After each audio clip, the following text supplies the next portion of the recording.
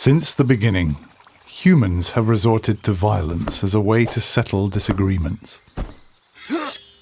Yet through the ages, people from around the world have tried to limit the brutality of war.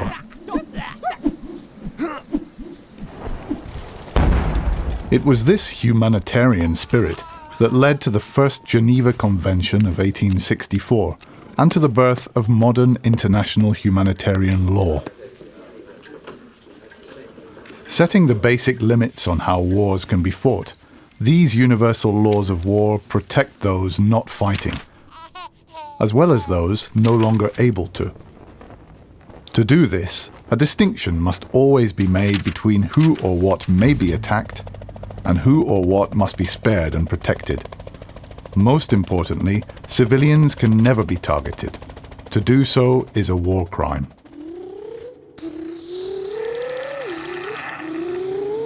When they drove into our village, they shouted that they were going to kill everyone.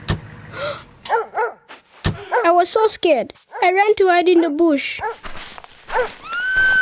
I heard my mother screaming. I thought I would never see her again. Every possible care must be taken to avoid harming civilians or destroying things essential for their survival. They have a right to receive the help they need.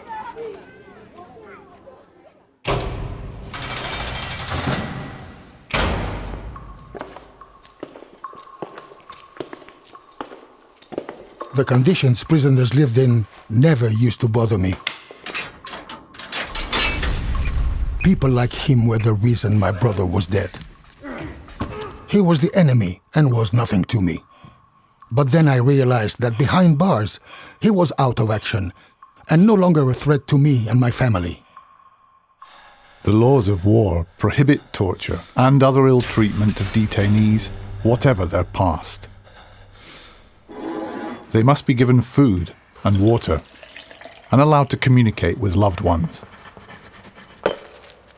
This preserves their dignity and keeps them alive.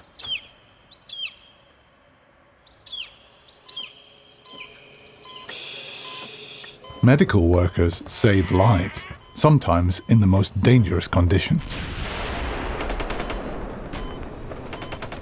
Fighters from both sides were wounded in a deadly battle.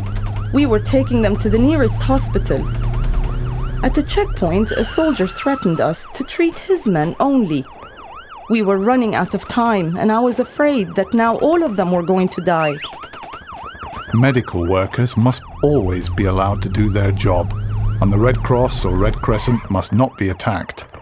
The sick or wounded have a right to be cared for, regardless of whose side they are on.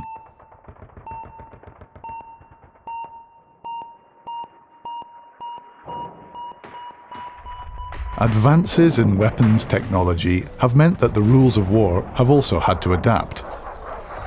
Because some weapons and methods of warfare don't distinguish between fighters and civilians, limits on their use have been agreed.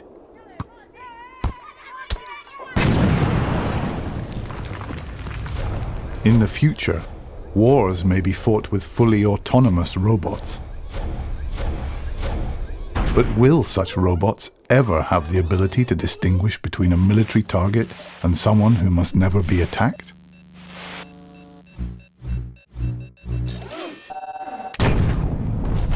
No matter how sophisticated weapons become, it is essential that they are in line with the rules of war. International humanitarian law is all about making choices that preserve a minimum of human dignity in times of war and make sure that living together again is possible once the last bullet has been shot.